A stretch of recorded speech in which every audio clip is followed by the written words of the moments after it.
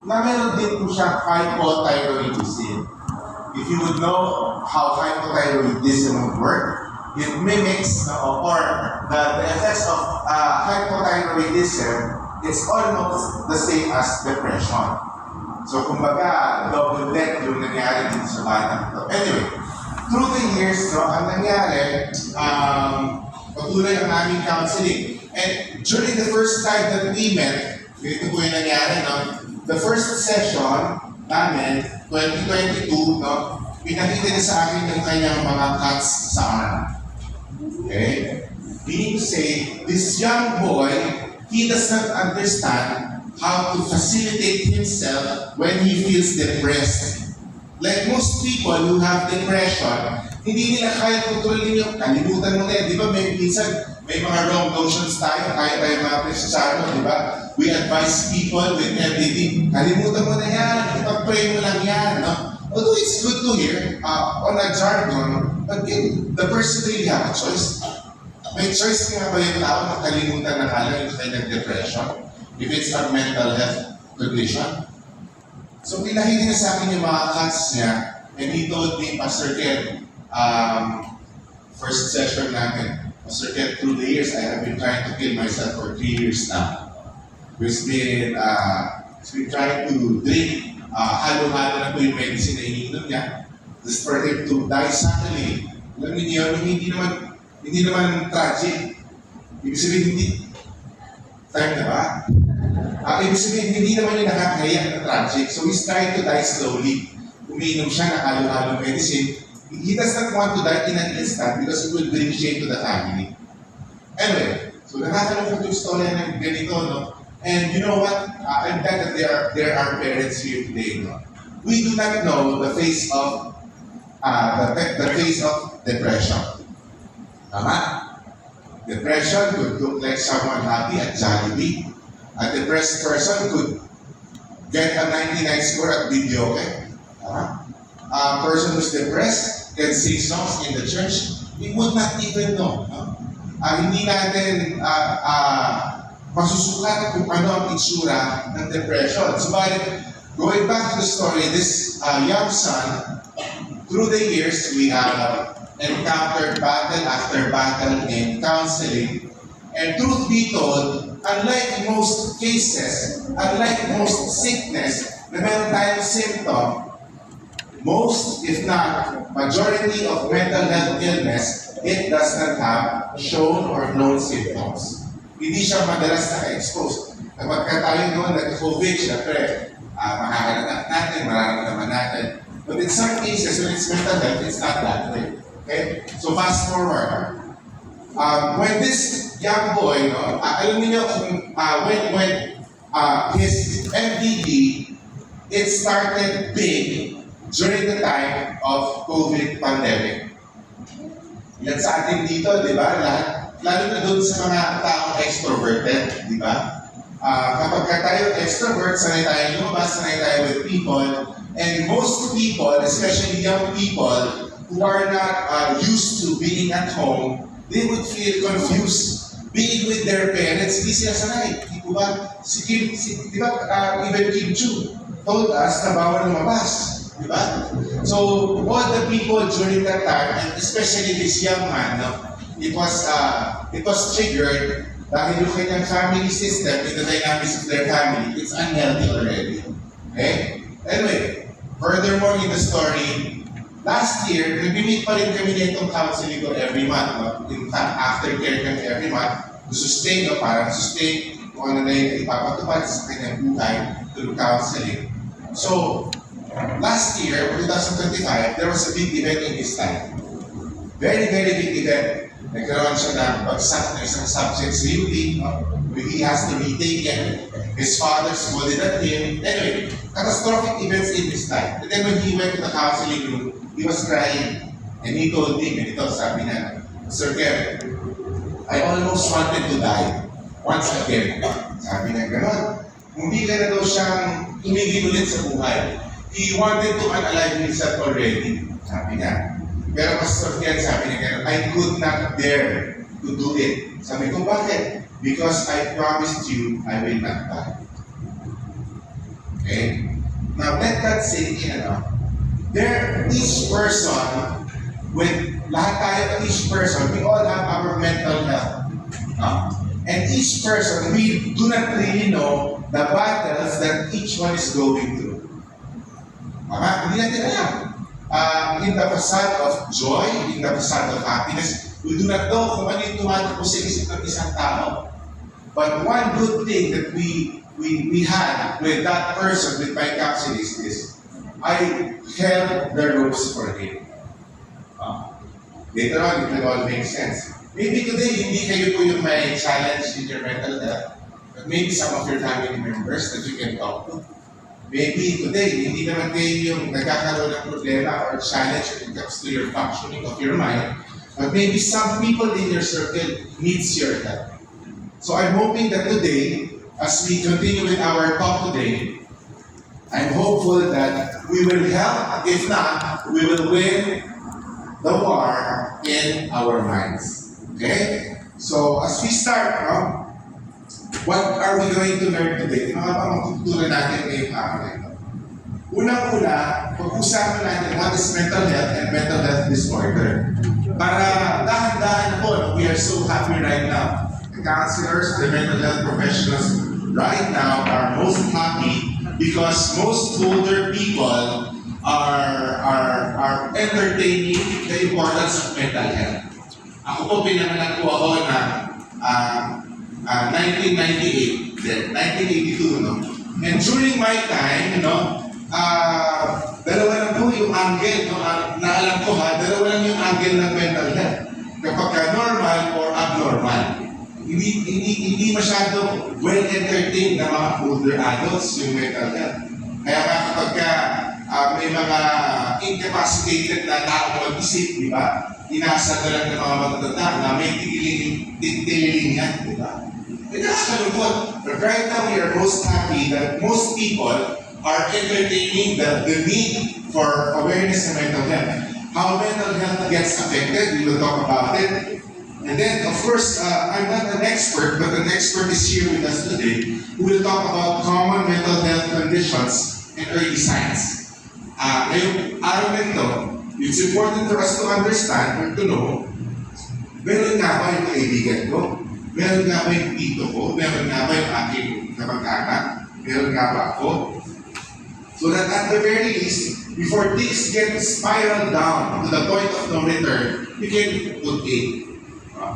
There are some cases na ang tao, kapag hindi na inalagay ng kanyang mental health, like physical health, di ba? Because our mind, yung utak po natin, it is also an organ. Kapag hindi nag-function ang liver natin, it will have its way sa ating pangangatawan, and it's a danger to us. Just the same with our mind, because it's an organ as well, kapag hindi siya nag-function, meron din siyang misbehaving na nangyayari. So, ibig sabihin ito, mainam na maunawaan natin, ano nga ba yung mga early signs before it spirals down. We have this thing that we call in our office, ang tawag natin dito na mga nasa rehab, ang tawag namin dito shackle. Ano yung shackle? Narinig din naman ba ng shackle? Diba? Yung shackle, yun yung point of no return. Kumbaga, distorted na yung mental health ng tao, lalo pang umiinom, lalo pang nagsasabu, lalo pang anxious, lalo pang tinutulak sa mga unhealthy patterns. May mga pagkakataon na pag pumasok na ang tao sa psychosis level, hindi na siya makakabalik doon sa normal framework of mind niya.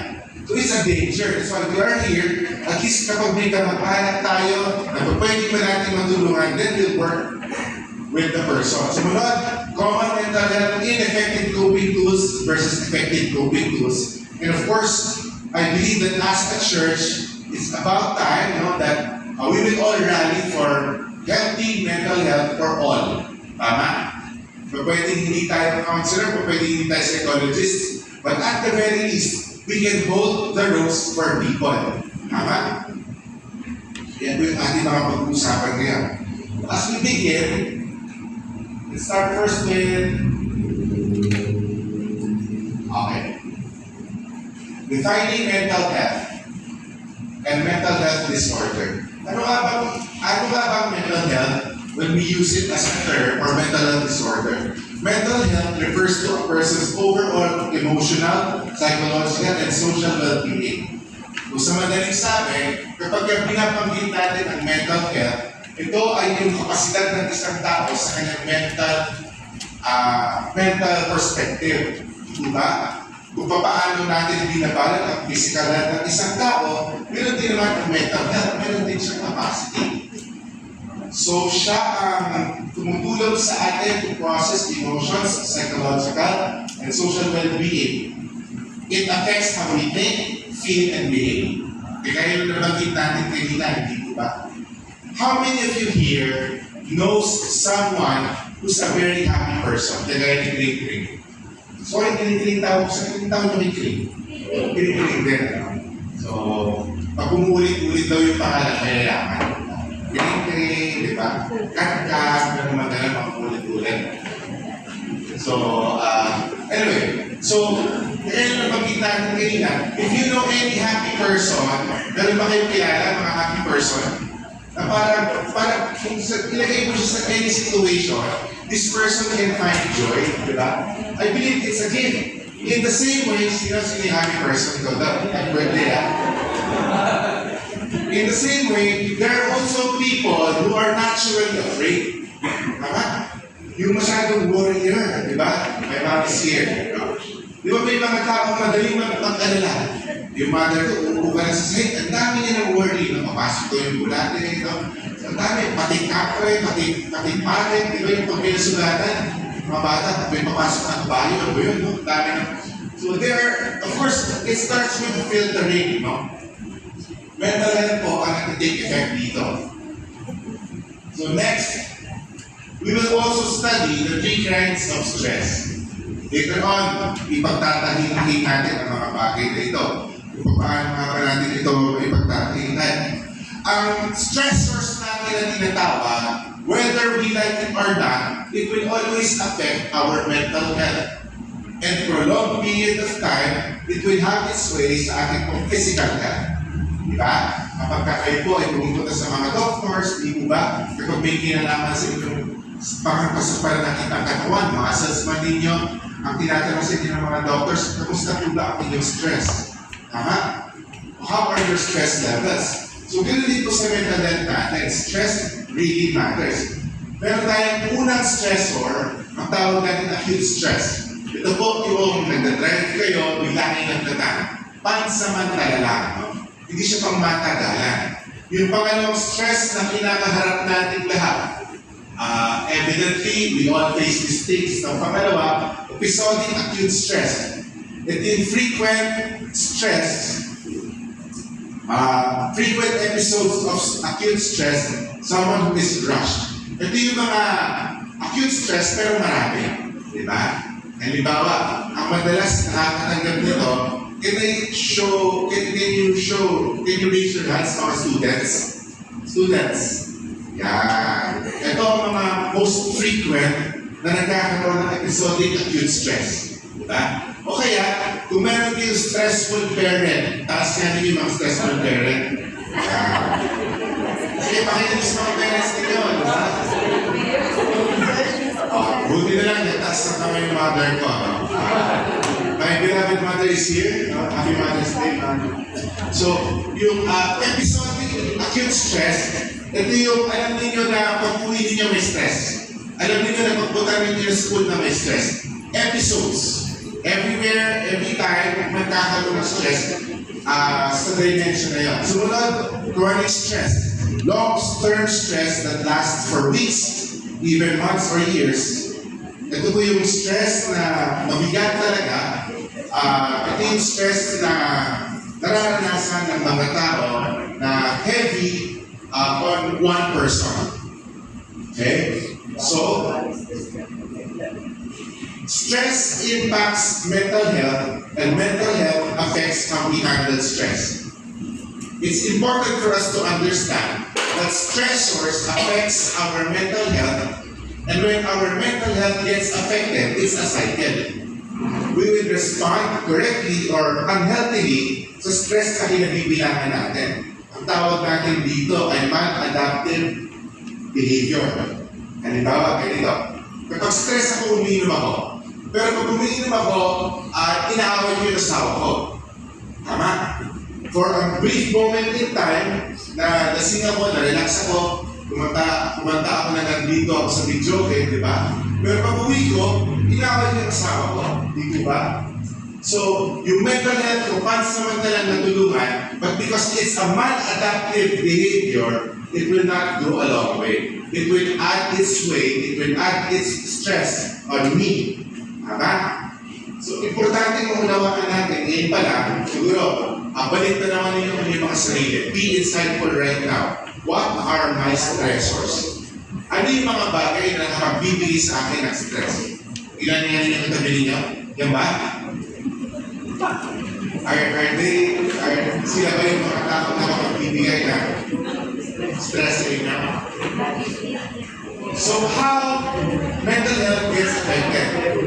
After knowing the stressors na potentially can affect our mental health, we will now understand paano nga ba naapektuhan ang mental health ng isang individual. Because as much as possible, unrealistic naman na wala stress, tama? Unrealistic yun. But as much as possible, we would like to prepare ourselves or our family members. How do we, in as much as we can, be less affected by the stressors that will come along our way? Tama? So how do we know kung paano nga ba tayo naapektuhan? Let me tell you about the model or the framework that mental health professionals just like me and my wife use. Ang tawag po natin dito, meron tayong psych graduates dito? Psychologists? Do we have psychologists here? Diba? Psych students? Psychology student, mag-shift ka. Good, walang pera dito. So, ang biopsychosocial model ay ganito. Each circle is important that builds the whole. Okay? Let's start first with biology. Ito po yung genes na meron tayo. Kaya kapag tayo po i-decrease ng mental health illness, inaalam natin the second degree of families, mga great-grandparents natin, ilan dito ang may bipolar, ilan dito ang nag-attempt ng suicide, ilan dito ang may addiction, ilan dito ang may diabetic problem. Inaalam na natin. Bakit? Kasi biologically speaking, may namana na tayo. Whether we are aware of it or not. Tama? May namana na tayo. It can just be inactive right now. Tama, no? Ako po, let me just disclose with all of you, no? Ako po, I had my share or I had a decade-long addiction. No? Naging addict po tayo sa drugs. Sa shabu, tsaka sa alcohol. I was also into gambling. Genetically speaking, namana ko ito sa mga side ng father ko at side rin ng mother ko. May mga addiction sa kanila. And in addiction psychology, there's no such thing as ex-addict. Okay? Walang term na ex-addict. If you are an addict, you will always be an addict. Okay? Ang tawag lang natin dito, inactive addict. Okay? Naka-inactivated lang yung addiction ng isang tao. Okay? So that's the right term that we use in rehab psychology. Anyway, so dahil may addiction sa family, biologically speaking, tama ko yun. Okay? Don't worry about it, no? I'm not an addict anymore. I stopped last week. Umika na po tayo last week. Hindi tayo kumitira. Vape na lang.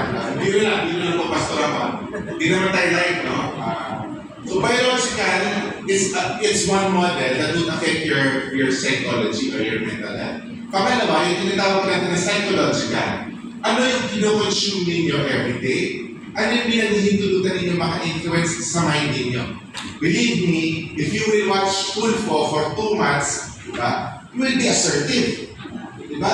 Kapag palagi ninyo pinapanood ang mga taong negative ang kanilang pananaw, it will find its way sa inyong pumasa na yung behavior. Okay? Psychological. That's another circle. Biological, psychological. The psychological, sa madaling sabi, what do you permit to entertain your thoughts?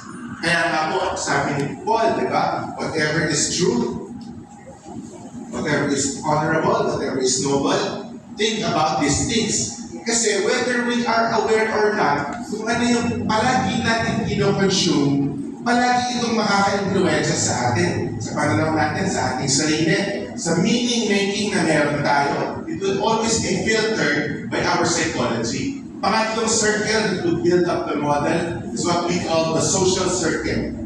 Ibig sabihin po nito, sino po ba ang madalas ninyong kasama? I have been in this place before. Ilan dito ang mga active sa church? Ask ka na kamay. Very good. Iba nahihiya. Para dalawang church ang natin na ninyo. Di ba? Ako po, I have been in this place before. No? Socially speaking, every Saturdays and Sundays, active ako sa church, but during weekdays, I was off. Tama? I was living a double life. And I believe, marami din sa atin ang candidate for double living. Kaya ang mahalaga, if you want to have a solid framework of your mental health, the biological, wala na tayong magagawa doon. Hindi natin pwede ibalik sa aircraft natin na, ayaw ko na ito, kasi ito. Hindi naman pwede yun, no? But on psychology, on what we entertain, and social, we can do something about it. Piliin na natin umattend ng church. Diba? Piliin na natin kapag may activity ang church. Piliin na natin kapag may discipleship group po tayo. Sapagkat whether we like it or not, the people that we go to would influence us. As the saying goes, no? If you hang around the barbershop too long, sooner or later, you will get a haircut. Kapag kayo po ay tambay ng tambay sa harap ng barberya, kahit ayaw mo magpagupit, magpagupit ka rin. Laki yung pinag-uusapan doon, gupit lang ng buhok eh. Diba? So, these are the internal models, di ba? Yung biopsychosocial model, internally, meron tayo niyan. Wala na tayong magagawa sa biological part, but on the psychology part, we can do something about it. And on the social part, we can do something about it. Di mo ba, may mga makikita kayo, mga kabataan ngayon, kapag kasumama ka sa mga tropa niyang naka-vape, meron na rin nakasukbit sa kanya. Di ba? Kapag yung kasama niya, panay ML na din siya. Di mo ba? So, socially, it will always influence us. And another influence sa mental health ng isang tao ay yung tinatawag natin na life stressors. Ito mga kapatid, we are born with it. Tama? But how we stay on it, it's a choice. Ang mga life stressors natin, namana natin sa buhay. Unang-una na dito, maraming mga kabataan ang stress pagka nagkakaroon ng breakup. Tama? Tapos uulamin mo pa sa iyong pangtagdinig si Moira. Diba? So, lutong-luto ang problema, diba? So, sumunod na stressor natin, sino pa breakup na lang niya? Siya pa rin. So, siya na yung happy kid, siya rin yung breakup kid. Para multi-person na itong So, sumunod school exam is stressor 2, di ba?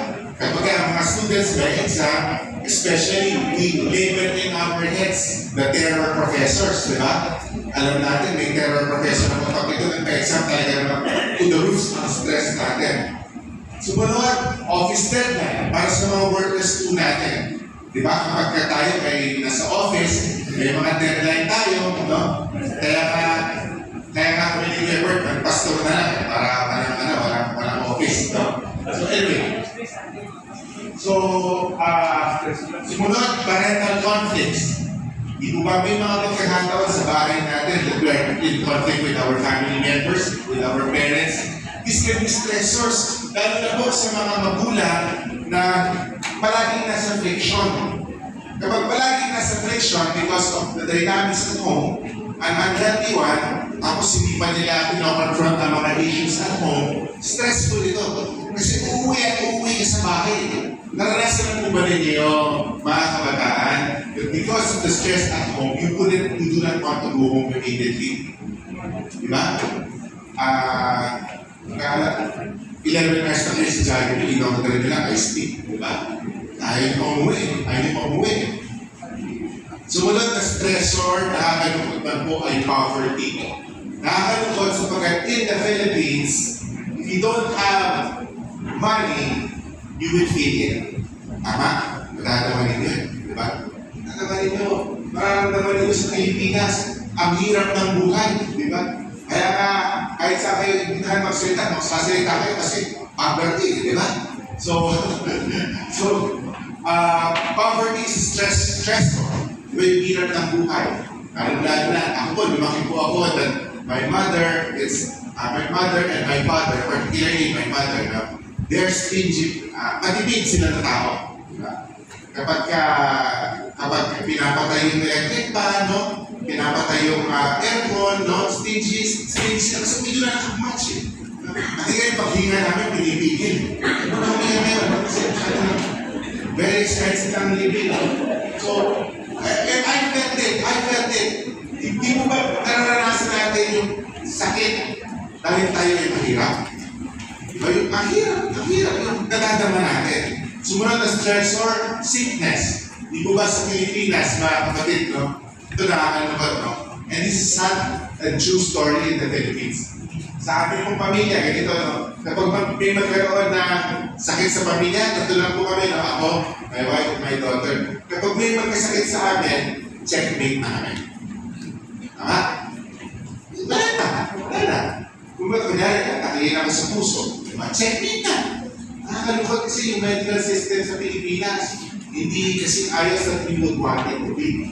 So, it adds stress to an individual, di ba? Kapag magkakasakit, bawal magkasakit, no? Kami, gusto namin, sa bahay namin, bawal magkasakit. No? Kesa magkasakit, mamatay na. So talaga, para gastos, di ba? Bibintahan patay, mamamatay din naman. Okay, wala ako, di ba? That's true, di ba? Kasi this is a stress sa Pilipinas. And may mga pagkakataon na natatakot kayo ng magkasakit, nagkakasakit kayo. Di ba? Sa fear natin to be sick because we are poor, we get sick. Another stressor, life transitions. Now, every transition is a problem or a candidate for stressor. Ano po ito? Inasal, stress. Transition, lumabas ng bahay, transition, nagkaroon ng baby sa bahay, transition ang tawag doon sa family life cycle, that's stress. Lumipat ng tahanan, lumipat ng Alaska, lumipat ng Davao, lumipat ng Marawi, lahat po itong transitions in life, they are potential stressors in life. Tama? Sumunod, family problems. Kapag ito, hindi ko alam kung maalala ng mother ko that's here right now. I don't know if she will remember, when I was 9 years old, kami pong mga bata sa tuwing karuhatan po ako, no? Sabay-sabay kami ng daagahan, school bus to bus, sinusundo kami ng 6 a.m. Pinapatulog kami ng mother ko, 8 o'clock to 8:30. No? So, clockwork, it's been routine na yung family. There was this one morning na nag-away yung mother ko at saka father ko, and I was there.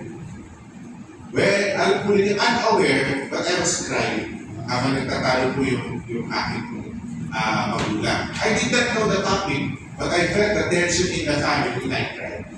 Why am I trying to tell you this? No? Whether you are aware of it, parents or not, no? Tensions at home can be felt. Hindi naman kami nagpapakita. Hindi ko naman binumuna yung asawa ko sinasaksak ko lang sa liit. Whether you want it or not, whether you like it or not, remember this tensions in the family will always be felt. Mararamdaman ng tao sa bahay na may tension kayo. First day mo na tinatawag di ba? Pero pag okay kayo, ang tawag mo sa kanya, hindi my love so sweet, di ba? So halata. It will always be felt. Sumunod, social conflicts. Ano po yung social conflicts that can be a stressor? Kapag magkaaway kayo ng kaibigan mo, tropa mo, yung BFF mo, ng mga klase mo, simula ng grade 1. Ako po, I am proud to say that I am a loyal friend. No? Yung best friend ko po, yung grade 1, hanggang ngayon po, magkakabarkada pa rin po kami. So, but there's pro and negative things, no? Kapag magkaaway kami, alanin yung sugat. Kasi alanin yung pagbubutan di ba? Hindi mo binabayaran ng 20 pesos yung grade 3 tayo. 43 na kami ngayon. Diba? Ang daming mahihingin. Sumunod, bullying, di ba? I'm sure Victor nakakalungkot, no? Especially talking to parents, no?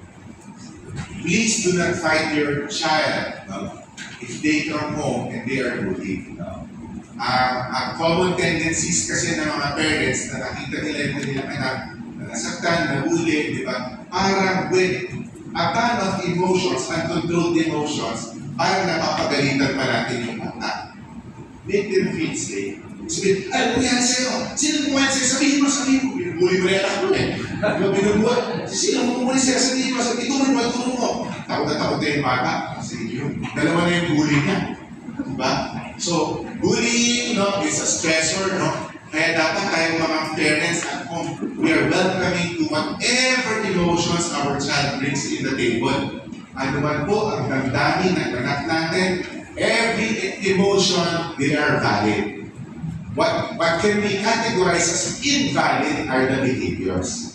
Tama? Pwede natin paghiwalayin yun. Kung takot ang bata, kung hindi siya matakot, huwag natin siyang i-demonize na wala ka pa rin ng palataya.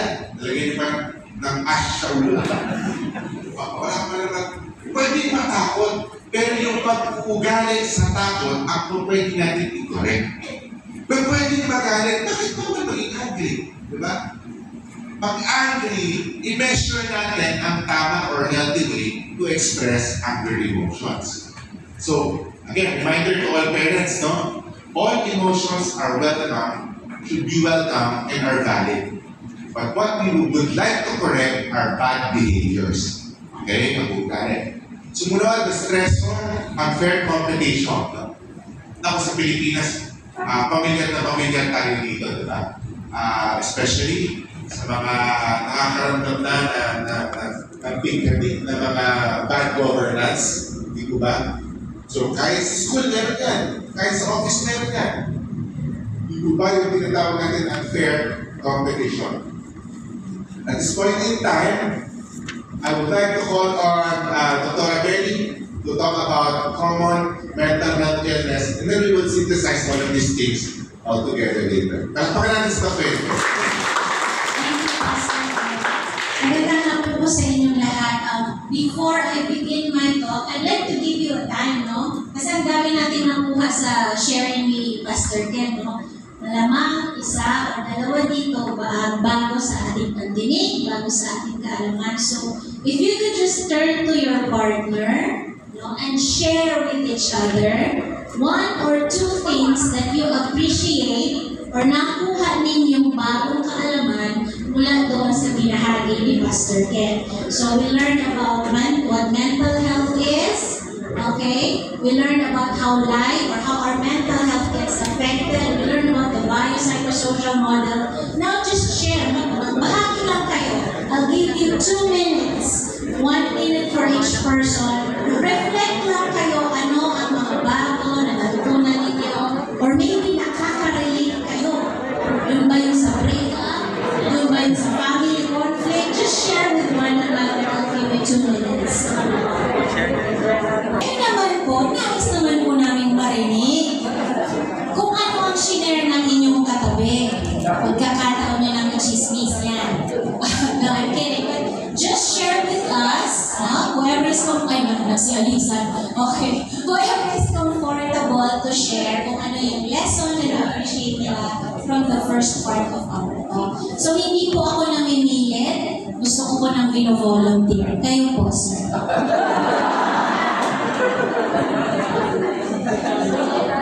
Share 1 point or 2 points that you appreciate from the first part of our talk. Ano po ang natutunan ninyo or na-appreciate ninyo sa share?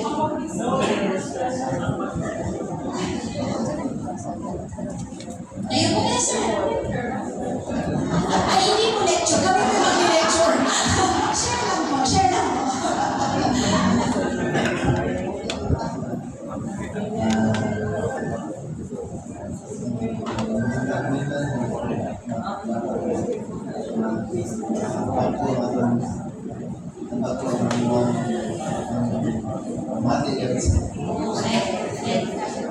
Yes. You feel happy. Yeah, you feel happy today because tama ba yung nakuha ko pagkaka-translate ko sa Shonero? Mag-a-attempt lang ako na bago ang inyong pagtingin sa mental health. Walang pa ka naman natin yung Shonero. Good job. Okay, what about from the youth or the teens? Sige. yung mga nakatingin sa taas, yun yung tinatawag ko. Oo. Yun yung mga tinatawag ko. Sige. Yung break up kid at happy kid. Sige.